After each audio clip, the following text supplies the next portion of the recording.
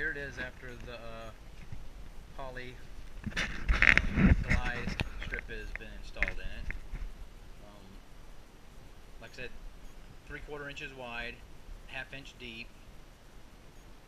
And what I do is when I cut the poly slide, it's 3/4 inches wide, and I cut it a little over 1/2 inch to where when I set it in here, there's a little bit sticking up.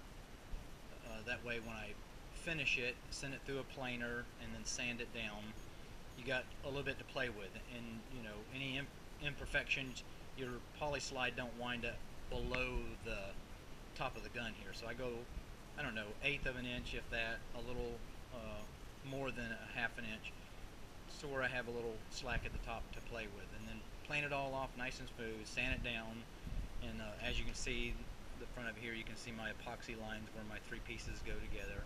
And what I'll do is I actually router the groove out. Like I said, I use a semi-enclosed track. I don't use a closed track, and I don't use a top rail, and I'll explain that to you later in another video.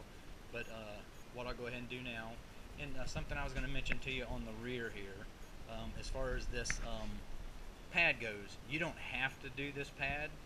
A lot of the Euro guns don't have the pad on them because they you know, cock the gun off their chest, and they don't like the pad on it. Americans do it off the hip, so that's where this pad comes in. You know, I like the pad on it. Feels I pull my gun on my hip. I don't do it off my chest, and it's perfect for, you know, a hip pull. So if you don't want the pad on the back of it, you can eliminate this, and then that way you can bring this whole assembly back farther and get more of a pull off your bands.